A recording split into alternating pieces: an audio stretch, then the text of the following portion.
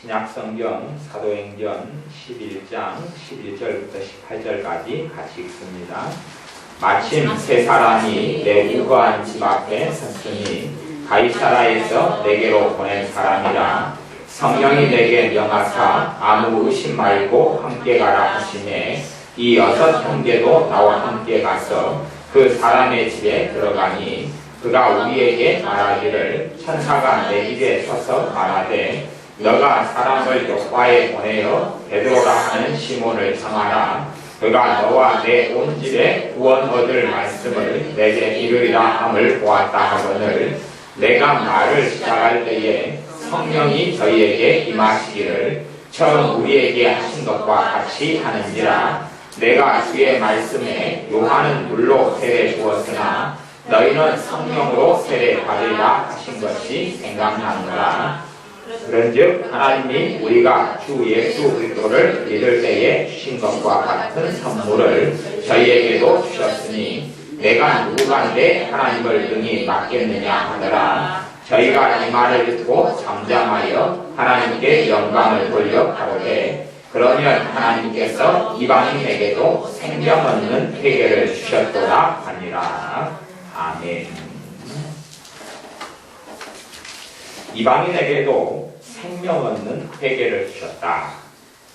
이방인의 가정 가운데서 하나님께서는 사도행전에서 큰 사건으로 기록한 것이 고넬료와 고넬료의 친척 또 아는 사람들이 주님을 만나고 예수를 영접하고 그 다음에 성령 세례가 임한 사건을 크게 비중 있게 다룹니다. 그것은 이방인들에게 복음이 전파되고 증거된 하나의 큰 전환점을 이루는 사건이었기 때문에 그렇습니다. 그전에는 단지 예수님이 예루살렘의 예수님, 유대인의 예수님이었다가 고넬료 가정과 고넬료의 구원 얻는 사건을 통하여서 이방인들에게도 복음이 이제 전폭적으로 전해지는 이러한 기점, 전환점이 되었습니다. 오늘 성경 말씀을 보면 오늘 같은 사도행전 11장은 베드로 사도가 고넬료 가정, 이방인 고넬료 가정의 복음을 전한 다음에 예루살렘 교회에 돌아와서 변론하는 장면이고 또한 증거하는 장면입니다. 사람들이 베드로 사도에게 따졌습니다. 너가 왜 이방인에게 가서 예수님을 전했냐? 이방인에게 복음을 너가 왜 전했냐? 너 잘못 행동했다. 그렇게 이야기할 때에 베드로 사도가 되어졌던 상황들을 쭉 이야기하면서 내가 이방인에게 복음을 전하고자 한 것이 아니라 하나님께서 나에게 복음을 전하도록 그렇게 이끌어 가셨다. 그리고 내가 예수님에 대한 복음을 전할 때에 성령님께서 복음을 듣는 사람들에게 이미 임하시고 내려오셨다.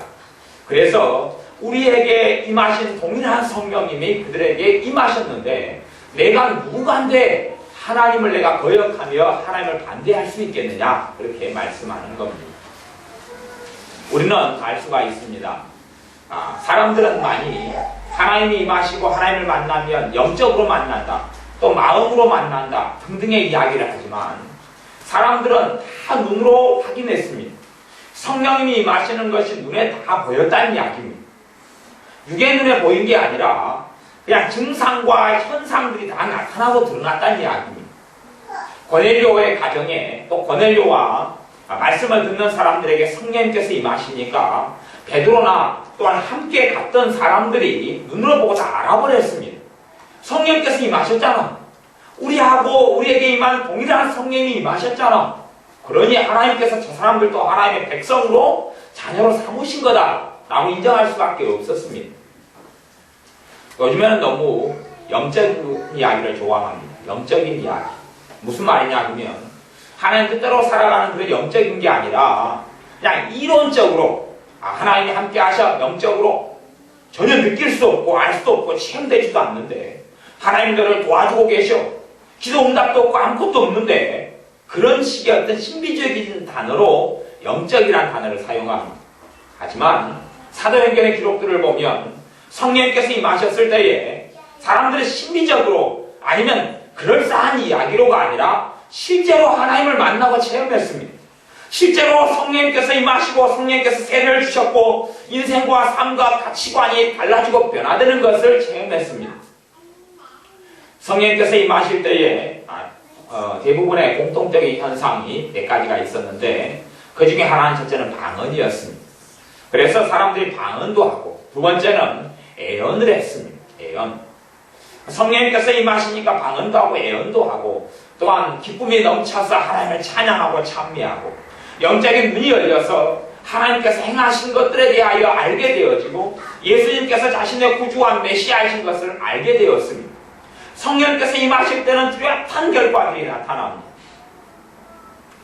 오늘 낮의 말씀에는 성령님이 기름 부으심, 성령님이 임재하심, 하나님의 기름 부으심, 하나님의 임재하심이 있을 때에 하나님은 살아계신 하나님이시고 실제하신 하나님이기 때문에 우리에게 그에 대한 현상들, 그에 대해서 하나님을 성령님이 기름 부으실 때에 내가 느낄 수 있는 것이 있다 그랬습니다. 우리 주님은 성령님의 기름 부으심에 충만하신 분이셨습니다. 어느 날 주님께서 길을 걸어가고 계셨어요. 사람들이 많이 주님을 애워싸고 길을 걸어가고 있었어요. 주님은 성령의 기름 부으심이 충만했습니다. 한 여자가 주님 몰래 다가왔습니다. 그 여자는 12년간 혈육병을 앓는 여인, 부정한 여인, 고통 속에 허덕였던 여인, 병을 고치기 위하여 모든 재산을 탕진했던 불행한 여인. 그 여인이 예수님께 몰래 다가와서 예수님 옷자락을 손을 만졌습니다. 그랬더니 주님께서 느끼고 아셨습니다. 여인도 깜짝 놀랐습니다. 왜냐하면 예수님이 옷자락을 만든 순간에 예수님에게 있는 성령의 기름 부으심이 자기에게 흘러와 버린 것을 알았습니다. 그리고 자기 몸이 한순간에 치료되어 버린 것을 보았습니다. 우리 주님도 깜짝 놀랐습니다. 왜 놀랐냐 하면 주변에가 사람들이 많이 에워싸고 밀고 이리 밀고 저리 밀고 걸어가고 있는데 우리 주님은 성령의 기름 부음이 충만하신 분인데 사람들이 주님과 접촉을 다 해도 아무런 일도 다른 사람에게 생기지 않았거든요. 그런데 믿음을 통하여 한 혈류병 앓린 여인이 예수님 몰래 만졌어요. 그럴 때 주님께서 걸어가다가 갑자기 주님에게서 성령의 기름 부음이 어디론가 누군가에게 흘러가는 겁니다. 예수님이 깜짝 놀라고 멈추셨어요. 그리고 제자들에게 묻습니다. 누가 나를 만졌느냐?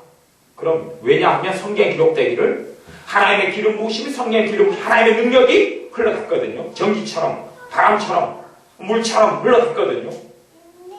우리 주님께서는 누가 만졌는지를 모르셨습니다. 왜냐하면 주님은 하나님이시고 하나님의 아들이셨지만 사람이 되셨기 때문에 하나님의 전능하신, 전지하신 모든 걸 버려두셨습니다. 그리고 우리가 똑같은 사람이 되셨기 때문에 누가 만졌는지를 모릅니다. 사람 안에 갇혀 계셨기 때문에.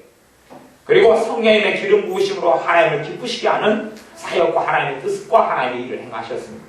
그런데 하나님의 기름 부으심, 성령의 기름 부으심이 주님과 함께하고 있었는데 사람이 만지니까 이 혈병한 여인이 만지니까 하나님의 능력이 주님에게 나가니 그건 느낄 수 있었던 것이 주님이 능력이 빠져나가니까요. 성령님의 기름 부으심 속에서 하나님의 일을 하는 사람들은 압니다. 뭐가 아냐 하면 은사를 통해서 기름 부음을 통해서든지 성령님께서 놀랍게 역사하실 때는 자신에게서 하나님의 능력이 흘러가는 것을 느끼게 되고 알게 됩니다. 느끼게 되고 알게 돼요. 하나님의 능력은 절대 이론이 아닙니다. 이론이 아니라 하나님은 여러분이 실제로 체험해야 되는 분입니다. 하나님은 저나 여러분이 체험해야 합니다. 예배 가운데서, 기도 가운데서, 말씀 가운데 체험돼야 합니다. 하나님을 만나야 됩니다. 하나님을 만나야 돼요. 이 혈병 앓린 여인은 성령의 기름 부으심이 예수님을 통하여 자기에게 흘러와서 자기 몸이 한순간에 치료되는 것을 체험했습니다. 그리고 깜짝 놀랐습니다. 그리고 주님과 다시 대화를 통하여서 구원을 받고 평안하게 돌아가게 됩니다. 여러분의 삶 속에서도 그러한 성령의 기름 부으심, 하나님의 기름 부으심이 저나 여러분에게 반드시 있어야 됩니다. 하나님의 기름 부으심이 없는 사람은 무능한 삶을 삽니다. 주의 종이어서 아니면 하나님 일을 하기 때문에가 아닙니다. 모든 신자들에게, 내 남종과 내 여종에게 성령님께서 임하실 것이다. 어린아이에게, 청년에게, 노인에게 성령님이 임하실 것이다. 성령님이 임하시면 꿈을 꾸고 환상을 보고 예언하게 될 것이다. 이것이 성령님이 임하시는 일반적인 현상들입니다. 달라지는 거예요. 갑자기 하나님의 뜻이 알게 되어서 입으로 하나님의 뜻을 말하게 됩니다. 기도하는데 갑자기 하나님께서 내 입에 기도를 담아주셔서 이 기도가 줄줄이 흘러나오게 됩니다. 갑자기 성경에 있는 이 말씀을 깨달아지기 시작해. 하나님께서 꿈을 통해서 보여주기 시작하는 뭔가들을 보기 시작해. 첫째는 내 삶과 내 인생살에 대해서 보여주십니다. 내가 하나님께 어떤 사람인지, 내게 영적으로 무슨 일이 벌어지는지. 하나님의 영이신 성령이 역사하셔서 내가 회개가 되어지고 죄가 씻어지면 내가 시냇 물에서 발을 씻는 걸 보여준다든지, 목욕탕에서 목욕을 하는 걸 보여준다든지, 이렇게 보여주셔요. 그러다가 이제 내가 하나님과 거리가 멀어지고 마귀의 압박 속에, 눌림 속에 쫓겨다니고 평안을 잃어버리는 삶을 살면 하나님의 은혜가 있고 기름 부으심 좀 남아있는 경우에는 내가 이제 쫓겨다니는 꿈을 꿉니다. 쫓겨다녀요. 또 가위를 눌립니다. 너가 지금 안 좋고 위험한 지경에 있다 라고 말씀하시는 것입니다. 여기 지금 고넬료 가정에는 오순절을 체험했습니다. 고넬료 가정이 오순절입니다. 오순절은 사도행전 2장에서 120명에게 있었고, 그 다음에 이제 많은 사람들이 복음을 전해받아서 많은 사람들에게 새로운 오순절이 임하였습니다. 그리고 빌립사임이 사마리아 성에 복음을 전하고 베드로와 요한이 가서 안수하고 성령님 받기를 기도하니까 사마리아에 오순절이 임했습니다. 사울이라는 청년은 다메섹 부상에 가는 길에 주님을 만나서 그 다음에 장님이 됩니다.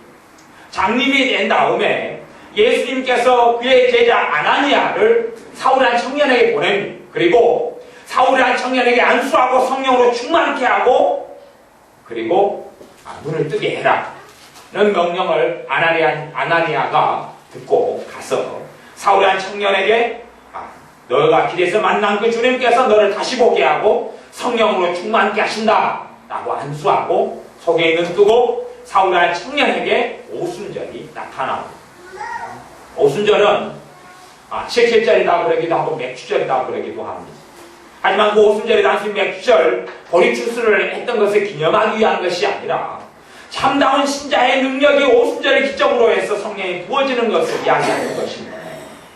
개인적으로 또 우리 교회적으로는 맥주절을 보내지는 않습니다.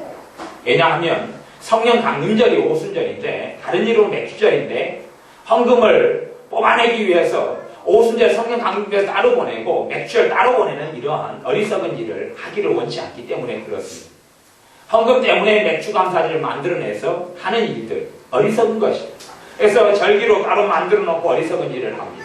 우리가 성경에서 구약 성경에 보는 맥주절, 칠칠절, 오순절은 다 같은 말인데 그건 성령님의 강림을 통하여 신자가 하나님을 만날 수 있다는 이야기고 신자가 신자다워하는 삶을 살 수 있다는 이야기입니다. 성령님이 없이는 진실한 신자의 삶도 없습니다. 이제 성령의 역사를 통하여서 성령님이 강림하시고 성령님이 우리에게 임하시고 기름 부으시면 나타나는 현상이 여러 개가 있다고 말씀드렸어요. 첫째는 전기 같은 현상이 나타난다 그랬지요. 전기같이 충전되고 전기같이 찌릿찌릿해지고 그리고 전기가 내 몸에서 어느 한 부분이든지 전체든지 흘러갑니다. 내 몸은 하나님을 느낄 수밖에 없습니다. 내 몸은 하나님의 임재하심을 느낄 수밖에 없습니다. 또 하나는 열의 증상이 나타난다 그랬습니다. 열이 나타납니다.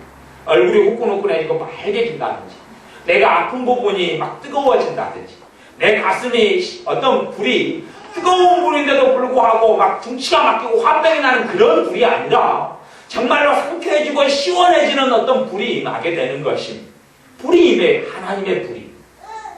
불의 현상, 열의 현상이 나타나고 전기 현상이 나타나고 그다음 진동의 현상이 나타나기가 몸이 흔들리거나 뭔가 떨려요. 그런 현상이 나타나고 또 하나는 쓰러짐의 현상이 나타납니다. 물론 요즘에는 성령운동을 하는 많은 기도원이나 어떤 집회들이 있어서 쓰러진 현상을 참 많이 추구하는 것을 봅니다. 그것 때문에 문제도 많이 일어나고 열매도 없는 것을 꽤 많이 봅니다. 또 제가 아는 목사님은 항상 안수기도를 해가지고 자기 교인들이나 아니면 집회에 참석한 사람들 쓰러뜨려요. 그런데 쓰러지는 그 결과물을 가만히 보면 밀기도 하고 또 쓰러뜨리는데 쓰러진 다음에 다시 이 사람이 일어나죠. 그래서 무슨 일이 있었습니까? 그러면 아무 열매가 없어요. 열매가 없어요. 쓰러지긴 하는데 열매가 없어요. 그런 걸 보면서 참 다른 현상보다는 쓰러지는 것에는 굉장히 많은 어리석음들이 많이 들어왔구나. 심지어 쓰러지지 않는 사람에 대해서 교만하다는 둥 어찌다는 둥 정말 정신 나간 소리를 참 많이 하는 것을 보았습니다. 그래서 쓰러지는 현상에는 분별이 굉장히 많이 필요한 것이 요즘 시대가 되었습니다. 또 어리석게도 누가 쓰러지면 모든 것이 가능할 줄 알고 쓰러지면 사람이 변화되고 인생이 변화되고 축복이 많은 식으로 가르치는 사람들도 있습니다. 그것이 어리석은 것이지요. 그러나 성령의 역사 속에 참된 역사 속에 쓰러지는 것이 있는 것은 또한 사실입니다. 우리 교회 안에서나 제가 안수하거나 또 정사님이나 사역하고 안수할 때에 쓰러지는 것 현상을 추구하거나 그런 것이 나타나지는 않습니다. 그쪽을 별로 추구하지 않기 때문에 그렇습니다. 그러나 성령이 임하시고 하나님의 임재하심 속에는 쓰러진 현상도 꼭 있다는 것은 아셔야 됩니다. 그게 성경적인 거기 때문에. 하지만 모든 쓰러지는 것이 하나님으로부터 온 건 아니다는 것은 아셔야 되고요. 모든 어떤 전기나 이런 진동이 하나님께로 나오는 건 아닌 것처럼 그렇습니다. 무당들도 지그들 또 불도 받고 지그들 또 뭐 합니다. 막 찌릿 해주고 지그들 또 그럽니다. 하지만 걔네들은 마귀로부터 오는 것이고, 그러니 비슷한 현상을 보고 이것이 성령의 역사다 이렇게 말할 수는 없는 것입니다. 그런 현상이 나타난다는 것이지. 그러니 우리가 추구해야 될 것은 현상이 아니라 하나님 그분입니다. 우리가 구해야 될 분은 하나님입니다. 하나님. 현상에 집중하는 게 아니라 그러나 하나님이 임재하시면 현상이 있을 수밖에 없다는 것입니다. 여러분이 밥을 먹었습니다. 배가 부릅니까? 안 부릅니까? 배가 부르지요. 밥을 먹었는데도 배가 안 부르면 이상한 것입니다. 정상적이고 상식적인 사람은 밥을 먹으면 배가 불러야 됩니다. 그것처럼 하나님을 만나면 열매가 있게 됩니다. 하나님을 만나면 내 몸은 떨게 됩니다. 하나님을 만나면 내 몸은 느끼게 됩니다. 그것이 반드시 있다는 이야기입니다. 그것이 없이 신비주의적으로 이론적으로 하나님이 살아계시니까 나와 영적으로 만나주셨다. 아니면 내가 알지 못하지만 내게 감동이 좀 왔다. 은혜가 좀 왔다. 그렇게 말하기는 굉장히 어렵다는 이야기입니다. 그리고 그것은 사실은 소설 같은 것에 불과합니다. 실제로 하나님과 만나면 열매가 있습니다. 열매가 있습니다. 우리 주님을 칼과 몽치를 가지고 사람들이 잡으러 왔습니다. 그래서 누가 나사렛 예수냐? 그렇게 물었을 때 우리 주님께서 나다. 내가 바로 너희들이 찾는 나사렛 예수다. 하니까 칼과 몽치를 가지고 주님을 잡으러 왔던 사람들이 그 말씀을 듣고 다 쓰러져 버렸습니다. 그들은 주님을 메시아로, 주님을 구주로, 주님을 자신의 왕으로 찾지 않았고 잡으러 왔는데도 주님에게 임한 성령의 기름 부으심이 너무 강하니까 주님께서 내려라 말씀을 듣는 순간에 다 쓰러져 버렸습니다. 하지만 그들이 깨어난 다음에 그들은 전혀 변화되지 않았습니다. 쓰러진다 해서 변화되는 건 아닙니다. 그들이 정말 주님을 구하고 찾는 사람들이 되어져야 하기 때문에 그렇습니다. 여러분이나 제가 변화의 능력을 하나님으로부터 받아야 합니다. 변화의 능력, 삶을 살아갈 능력, 내 새로워진 믿음, 그것을 하나님으로부터, 하나님께 누굴 통하여 우리에게 주십니까? 성령님을 통하여 주십니다. 성령님을 통하여. 우리가 새로워지는 그 비결은 성령님 외에는 없습니다. 하지만 우리가 사모함이 없이 구하는 것 없이 성령님의 역사가 또한 나타나지는 않습니다. 그렇지 않았다면 모든 신자들에게 다 새로움이 있었을 겁니다. 절대 그렇지 않습니다. 요한계시록의 7교회 가운데 에베소 교회는 주님께서 말씀한 너희가 열심을 내라. 열심을 내라. 그렇게 말씀하는 겁니다. 그들은 하나님의 은혜를 까먹어버렸습니다. 하나님과 멀어졌습니다. 그 방법이 뭐냐? 열심을 내는 거다. 도대체 무슨 열심을 냅니까? 하나님에 대해서 열심을 내는 걸 이야기하는 것입니다. 전도를 많이 한다거나 아니면 구제를 많이 한다, 헌금을 많이 내는 그런 열심을 이야기하는 게 아니라 하나님에 대한 열심을 내는 것입니다. 하나님의 일에 대해서가 하나님에 대해서 하나님을 사모하는 것, 하나님을 고대하는 것, 하나님을 원하는 것, 하나님을 바라보는 것, 이런 근원적인 열심이 찾아내는 것입니다. 하나님을 고대하고 사모하는 것 없이 하나님의 기름 부으심을 우리에게 주시지를 않습니다. 하나님을 고대하고 사모하는 것 없이 성령님의 기름 부으심을 우리에게 주시지 않습니다. 여러분이 하나님을 고대하고 사모하시고 기름 부으심을 구하시길 바랍니다. 아멘. 성령의 기름 부으심을 구하십시오. 그래야 마음이 새로워집니다. 그래야 하나님의 평강이 여러분의 삶을 차지하게 됩니다. 그래야 여러분의 믿음이 깨어나게 됩니다. 그렇게 될 때, 이것이 하나님을 섬기는 사람이 누리고 살아가는 천국이구나. 여러분은 반드시 이 땅에 사실 때 천국을 체험하다가 천국에 가셔야 됩니다. 우리 주님을 만나서 혼인잔치에 들어가든지, 아니면 여러분이 먼저 나이가 드셔서 하나님께 가서 천국에 들어가든지, 그러나 꼭 이 땅에 있어서 괴롭고 죽고 싶다, 너무 힘들다, 못 살겠다, 그러다가 주님 만나서 그러다가 죽어서 천국에 가서는 안 되고, 이 땅에 살면서 참 주님과 함께 사는 것이 이렇게 행복하구나, 주님과 함께 지내는 것이 천국에 너희 안에 임하였다는 말씀이 무슨 말인지 알겠구나, 내가 이해가 된다, 내가 지금 이걸 체험하고 있다, 그런 삶 속에 여러분이 사셔야 됩니다. 그렇게 되지 않는 사람들은 사실은 하나님과 거리가 멀리 떨어져 있기 때문에 그렇습니다. 저나 여러분이나 하나님과 거리가 멀리 떨어져 있습니다. 하나님을 가까이 하라 그리하면 너희 가까이 하시리라. 하나님을 사모하고 하나님을 원하고 소원하고 하나님께서 직접적으로 내게 임하시고 기름을 부어주시기를 원하고 사모하고, 그리 될 때에 내 마음과 심령과 삶이 달라집니다. 그래서 우리의 육신에는 그런 여러 가지 증상들이 나타난다, 그렇게 이야기했습니다. 여러분이 아셔야 됩니다. 왜 제가 이 육체의 증상들에 주목을 하라는 이야기가 결코 아니고, 쓰러진 현상 별로 중요하지 않습니다. 그러나 실제로 하나님을 만나면 그런 일이 벌어집니다. 무슨 일인가 하는 내 육신에게 벌어진다는 이야기입니다. 성경에는 현상들이 나타나는 것이 종종 나옵니다. 구약시대 선지자들에게도 그런 육신의 몸에 여러 가지 현상이 나타났습니다. 심지어는 천사를 만날 때도 사람들이 천사가 가지고 있는 그 하나님의 영광, 천사가 가지고 있는 그 영적권이 천사가 가지고 있는 권세 때문이라도 거꾸로지고 엎어지는 경우도 참 많이 있습니다. 온몸에 힘이 빠져버리고, 그런데 또 하물며 전능하신 하나님의 임재하심이 있을 때는 무슨 일이 벌어지겠습니까? 물론 우리의 믿음에 따라서 우리가 하나님을 사모하고 구하는 것에 따라서 하나님의 임재하심의 강도는 다 차이가 있습니다. 그러나 저나 여러분이 변화되는 진정한 것은 하나님을 만나야 변화됩니다. 실제로는 엄밀히 따지면 우리의 기도를 통해서 대부분 다 하나님을 못 만난다, 이렇게 말할 수가 있습니다. 무엇보다도 하나님의 임재가 나타나야 될 것은 기도지. 기도 생활 속에 하나님의 임재가 나타나야 됩니다. 그러나 우리의 기도 생활 속에 내 육신은 아무것도 느끼지 못합니다. 내 육신은 아무것도 느끼지 못합니다.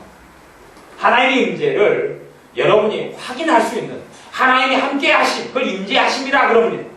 그냥 성경적으로 하나님이 세상 끝날까지 너희와 내가 함께 하리라 주님이 약속하시고 하나님이 약속하신 그것대로 이론으로 받아들이고 하나님이 함께 하셔, 그런 식으로 믿는 것 말고요, 실제로 하나님이 함께 하심을 느끼고 체험하고 아는 것을 이야기합니다.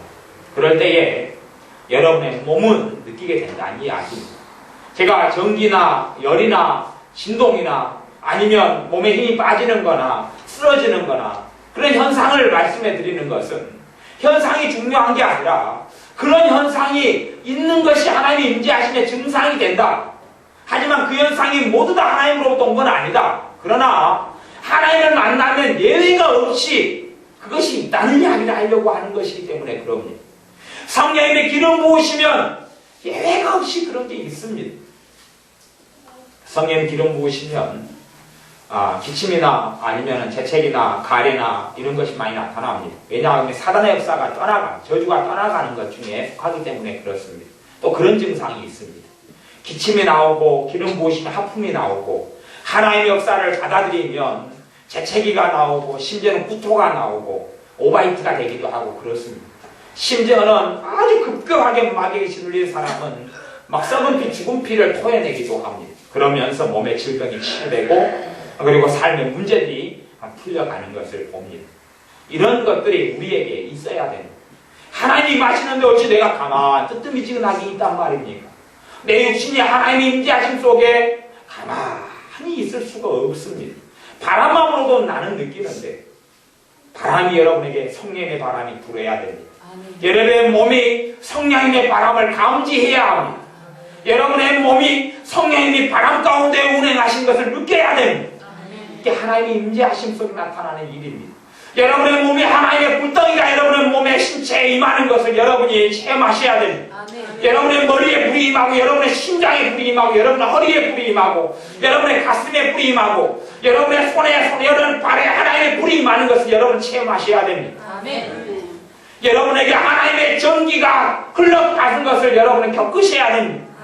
하나님의 전기, 성령의 기름 부음을 통해서 전기가 여러분의 머리든지, 여러분의 목이든지, 등이든지, 허리든지, 가슴이든지 찔찔하게 흘러가는 것을 여러분 겪으셔야 됩니다. 그런 것들이 벌어지지 않으면서 나는 하나님에 가깝다 하면 절대 안 됩니다. 판타지 속에 살고 있는 것입니다. 절대 그런 이상한 착각 속에 살지 마십시오. 정말로 내가 주님을 고대하고 내가 주님을 사모하면 그렇게 성령이 임하시면서 여러분의 몸은 느끼게 되고 알게 됩니다. 느끼게 되고 알게 돼요. 여러분이 성경을 보십시오. 사도행전에 성령이 임하시고 오순절의 사건이 있을 때 고넬료 가정의 오순절, 에베소 교회의 오순절, 또한 곰동 교회의 오순절, 사마리아의 오순절, 사도행전 2장 예루살렘의 오순절, 120문제의 오순절이 있었을 때에 그들이 뜨뜻미지 않아 가만히 있었던 적이 어디 있었단 말입니까? 그런 적은 성경에 결코 나와 있지를 않습니다. 또한 선지자들이 하나님을 만날 때에 그들이 뜨뜻미지근하게 가만히 있었던 적이 어디 있었단 말입니까? 에스겔에게 하나님의 영이 임할 때에, 성령이 임할 때 에스겔이 가만히 있었단 말입니까? 아니요. 엘리야 선지자에게 성령이 임할 때 그 가만히 있었단 말입니까? 아무런 느낌도 없이, 아무런 체험도 없이, 아무런 보는 것 없이. 아니요. 하나님이 임할 때 사람은 가만히 있지를 못합니다. 하나님이 임할 때 사람은 가만히 있지를 못합니다. 사실은 우리의 믿음이 잘못됐기 때문에 내 삶이 너무 잘못됐다. 내가 너무 죄가 많다. 그래서 하나님이 나를 만나주지 않는다. 그런 이야기 결코 아닙니다. 아니라 우리의 믿음이 잘못됐기 때문에 그렇습니다. 그냥 예배 가운데 좀 감동만 좀 받았어요. 마음이 좀 찔찔해졌어요. 감동이 생겼단 말이죠. 그걸 나는 하나님 만났다, 은혜 받았다 착각하니까 그렇습니다. 감동 오는 것은 저 드라마 보면 감동합니다. 멤버 안에 기봉이 보니까 얼마나 감동적인 눈물이 납니다. 봐보세요. 사람의 감동과 하나님의 은혜로 오는 성령의 역사라는 감동의 차이점을 제가 설명해 볼 테니까 좀 들어보십시오. 저나 여러분이나 연속곡이나 드라마나 영화를 보면 굉장히 감동적인 장면이 있죠. 뭐 우리는 그 감동을 잊지 않으려고 저도 그래요. 정말로 감동적인 장면을 보면 제가 행복해져요. 그래서 그 감동적인 장면을 잊지 않으려고 자꾸 생각을 합니다. 길 가다가도 얼른 그 장면 생각하면 행복해지니까 그걸 생각해요. 생각은 또 해요. 그래가지고 이제 몇 번은 반복해서 좀 약하더라도 그때 찝찝하고 눈물 나고 감동적인 걸 생각했어요. 다음날 자고 일어났어요. 그 감동이 남아있는가요? 없는가요? 없지요. 없죠. 그건 사람이 만들어낸 거기 때문에 그렇습니다. 여러분이나 저나 예배를 드리고 찬양을 하나님께 불러드리고 또 기도를 하고 설교를 듣습니다. 감동을 좀 받습니다. 그러다가 이제 그걸로 위로가 좀 됐다. 그리고 힘이 난다. 그리고 다음날 됐더니 까먹어버려요. 하나님께로부터 온 것이 아니기 때문에 그렇습니다. 이해를 잘 하셔야 됩니다. 가보세요. 사람의 말은 능력이 없기도 하고 있기도 합니다. 사람의 말이 능력이 있으려면 배후에가 하나님이든지 악한 영이든지가 존재해야 됩니다. 영적인 근원이 있을 때 사람의 말은 다이너마이트 같은 능력을 가지게 됩니다. 그렇지 않으면 사람의 말이 능력이 사람의 말이 없는 건 아니에요. 주님께서 내가 이르는 말이 곧 영이다, 생명이다라고 말씀하셨어요.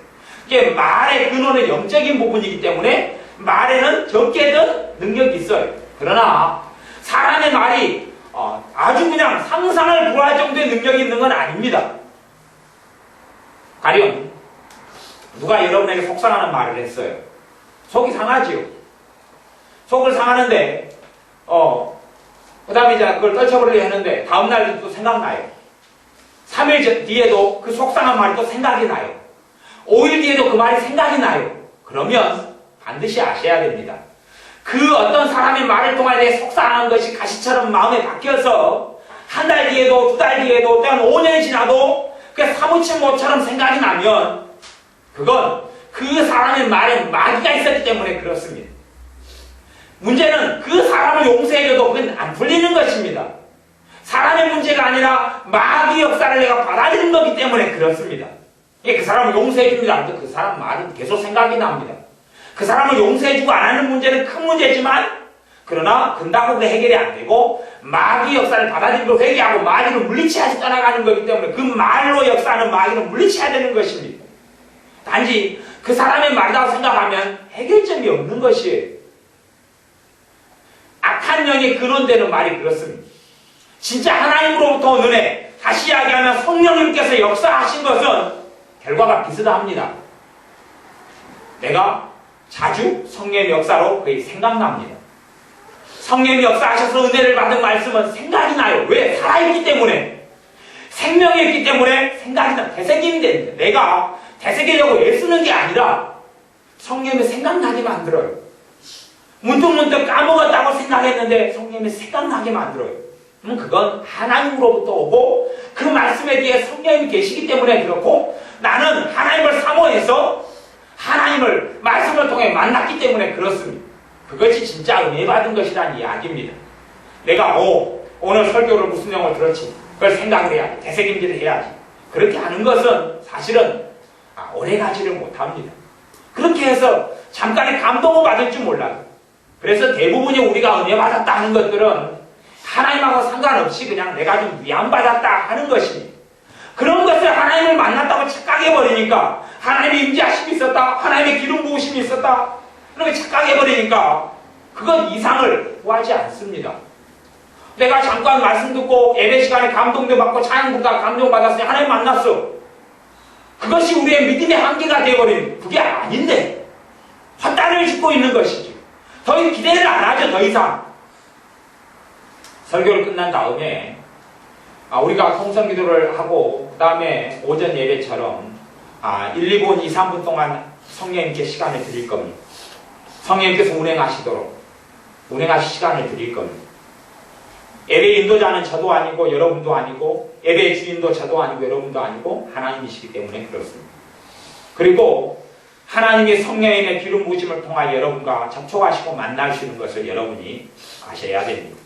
단지 그냥 이론적으로 감동 좀 받고 조금 위로가 됐고 그런데 그걸 가지고 하나님 만났다 그러지 말고 진짜 하나님을 만나면 여러분의 영혼이 알게 됩니다. 여러분의 영혼이 알게 돼요. 그냥 막연한 추측 말고요. 그렇기 때문에 실제로 예배 가운데 여러분은 하나님을 만나셔야 됩니다. 하나님의 기름 부으심을 하나님을 만나서 저나 여러분이 소유한 사람들이 되어져야 됩니다. 참으로 제가 부끄러운 것은 그런 것이죠. 하나님의 기름 부으심을 소유하고 있지 않다는 것입니다. 사실 우리 주님이 성령의 기름 부음을 가지고 있어서 주님 옷에 혈병 알리에게 손을 댔더니 하나님의 기름 부으심 성령의 기름이 흘러가 버렸어요. 사실은 주님께서 원하는 삶이 저나 여러분에게 그걸 원하시는 것입니다. 저나 여러분에게 성령의 기름 부음이 있어서 흘러가기를 원하시는 것입니다. 하지만 우리는 입만 살아있고 무능력한 사람이 되었지요. 무능력하고 재능이 없고 가문이 안 좋고 문벌이 안 좋고 가난하고 어리석은 우리를 택하신 것은 하나님의 능력, 성령의 능력, 성령의 기름 부으심의 통로가 되도록 우리를 택하셨는데 우리는 똑같이 무능력하고 어리석은 상태로 머뭅니다. 왜냐하면 하나님의 기름 부으심, 성령의 기름 부으심을 구하거나 사모하거나 원하지 않기 때문에 그렇습니다. 내 능력으로 하나님을 섬기고 살려고 하기 때문에 그렇습니다. 내 지혜와 내 힘으로 하나님을 섬기고 살려고 하기 때문에 그렇습니다. 그것은 정말로 주님의 십자가를 통하여 주님의 십자가의 죽으심과 대속과 부활을 통하여 우리에게 말해주신 선물들을 우리가 제대로 알고 있지 못한 소치입니다. 우리에게 가장 값비싼 선물, 귀한 선물은 첫째는 주님이시고 주님의 십자가와 죽으심과 부활을 통하여 우리에게 주신 가장 값비싼 선물은 뭐라고 해도 성령 하나님입니다. 성령을 통하여 신자들이 하나님의 무수히 많은 주신 것들을 누릴 수 있게 됩니다. 하나님의 선물로 주신 것들을 성령 하나님을 통하여 저나 여러분은 누리게 되어집니다. 반드시 사도행전에 수없이 많은 하나님의 사람들, 수없이 많은 사람들이 체험하고 만났던 그 하나님, 만났던 그 성령의 역사, 만났던 성령의 기름 부으심, 함께 살았던 하나님과의 함께하는 삶 속에 저나 여러분이 들기를 바랍니다. 기도하겠습니다. 우리가 무능력한 신자, 힘이 없는 신자, 또한 예배를 항상 드리고 기도를 해도 하나님의 기름 부으심, 성령의 기름 부으심, 하나님의 임재하심과는 별로 상관없는 생활과 삶을 사는 우리 어리석음을 바라봅니다. 이제는 하나님이 임하셔야 합니다. 하나님의 편재가 아니라 하나님의 임재하심이 있기를 구하고 소원하고 갈망합니다. 아멘. 하나님의 임재하심이 있게 하여 주옵소서. 아멘. 성령의 기름 부으심이 있게 하여 주옵소서. 아멘.